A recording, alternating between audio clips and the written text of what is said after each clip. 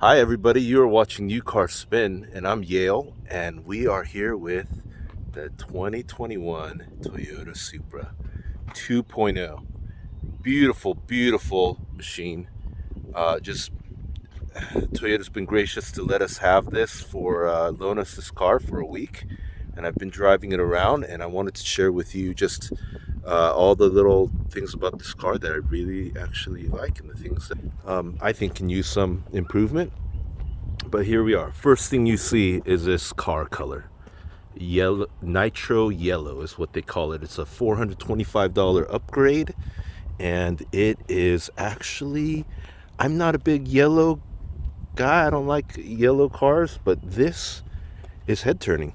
And I can't tell you, I've been driving around here in Dallas, and I've gotten so many people give me compliments, look at this car, and just go, wow, look at that. And this is the 2.0. It's hard for you to, for most people to be able to tell the difference between this and the 3.0, except when you look at the wheels. And so this is an 18-inch wheel here. The 3.0's got the 19-inch forged, so lighter wheel, lighter rim. But they've both got Michelin Pilot Super Sport tires, very sticky tires. Great car, great tires, I should say.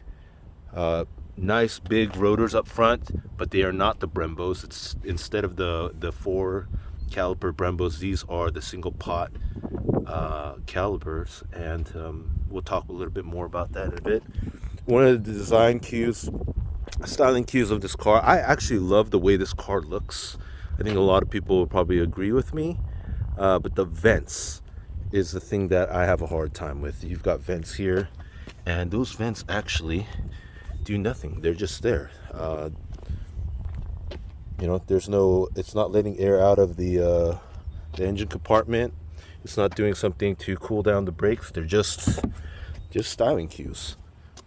But I'm not going to complain about this car, and I'll tell you why later on in the video. Just a fun ride, and we'll talk about this. So why 2.0?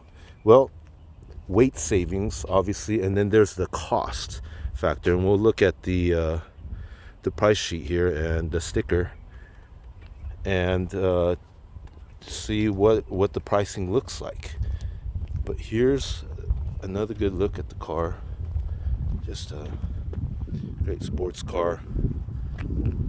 Good look right there. Big hood. And let's take a look at what's inside the hood.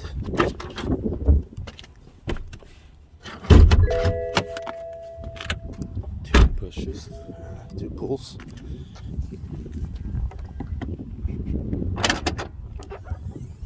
And here we go. So you got a 2.0 motor in here, inline 4 cylinder, and I've ridden in the 3.0. I have not driven the 3.0, but I've driven this one quite a bit. And what's interesting, looking at what's under the hood, is this 4.0. Now, people will comment about this, and this will play a factor in later in the review, but look at the strut towers. Look at where this motor is at. It is pushed back into closest to the cabin as possible. There's a big gap here because they wanted to be able to fit the 3.0 6-cylinder motor in here, but you got the 4-cylinder now, and it is far back. So this is almost like this is a front mid-engine car. That's what I've been hearing a lot, and the weight of the motor is really at the strut bar or behind the strut bar, and that will play a big factor in how this thing handles and drives. So it is a Toyota, I know, built at a BMW plant. It's funny, BMW, but it is a Toyota. Should be interesting to see over the years how these things age, and if it's got Toyota reliability. And so we're gonna go take this for a test drive in a little bit here. I wanted to show you the interior bits, and it is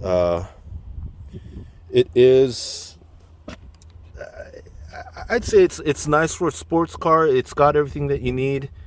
some things that you don't. For example, lack of power seats. There are some functions, but everything is almost manual. The seats are very comfortable, got a lot of bolstering, and you can drive this for quite a while and yet feel a lot of support, lateral support. And you've got all, again, a bunch of features will come in here that you need, and then things that you don't. So we'll start here on the driver's side. And you've got really nice brushed aluminum feel. It's not cheap. Quality, well done. You've got your lights, your features. You can change the illumination settings. You've got in this car the JBL stereo. And here's the steering wheel. Steering wheel feels great.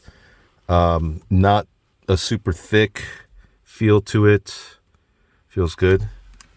You got a lot of BMW parts in here, obviously. Hold the brake down, hit the start button. Here we go. You got the BMW chime. And there you go. It's telling me to fasten my safety belt. And you've got, I believe this is an 8-inch display. And really, I mean, this is a sports car.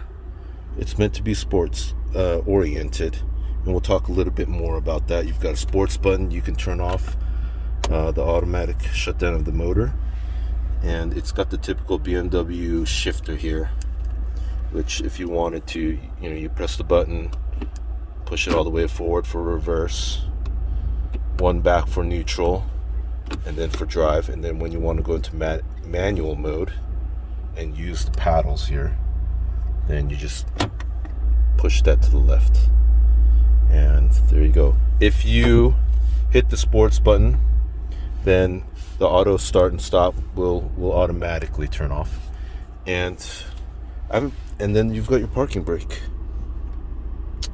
You have the ability to turn off traction control.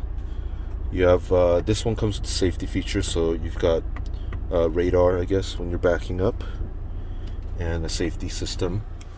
You got a great heads up. I'm sorry, you don't have heads up display in the 2.0, at least not in this trim.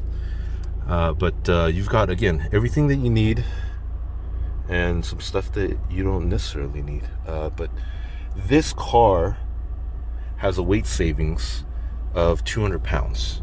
And that plays a big factor into how this drives. And we're going to talk a little bit about that. I'm going to show you the sticker. We'll take a look at this. Why would somebody get this car rather than the 3.0? Everyone talks about the bigger engine. There's no replacement for displacement. Things are changing a little bit in the automotive world, probably because of emissions, mainly because of emissions. Let's take a look here. So you got the Toyota, the 2.0. Okay, it's got 255 horsepower. Now look at this, 295 pound-feet of torque. That's a lot of torque, and that makes a big difference. There's cars out there like the 370Z that's got more horsepower, but you know what? This thing's got torque, and it's got torque in all the right places, and so it's got a lot of go. So this comes standard equipment, 8-speed automatic transmission with paddle shifters. It is not a dual clutch. It is rear-wheel drive, and you'll notice it. We'll play around with it here, and it's got a great suspension. So for 2021, they have upgraded the suspension. They've tweaked it a bit, and it's noticeable. I like it. The tires, again, Michelin Pilot Super Sport, very nice. Got great grip. Now these don't have the Brembos at the 2.0 trim, but I'll tell you, very grabby, very nice. I've got, when I got this car, it had 1,400 miles on it. And so it hadn't been beat up. I don't think any of the, this is a press car. I don't think anyone took it to the track, as far as I could tell. And the brakes were plenty for what I was doing on the road. Now the packages this car has had is the safety and technology package, which includes the dynamic radar cruise control, the blind spot monitoring, the rear cross traffic alerts. That's a Toyota thing. what they call it, the RCTA, and that's an addition of almost $3,500. So you add that, you add the special color nitro yellow, which if I got this car, I would definitely get the nitro yellow. You add the delivery and processing fee. This comes out to be about $48,000. Not a bad package. You'll get a lot for that money. And honestly, you're going to want the blind spot monitoring in this car because you've got big pillar there and a big blind spot. You don't absolutely need it. If you're going on a budget, you don't need it, but it might be something nice for you to have. And so let's take this for a spin. The question I had in my mind when they delivered this car is, who would buy the 2.0 over the 3.0? And I'll tell you that. We'll take this around and put it through its paces and see what this car can do.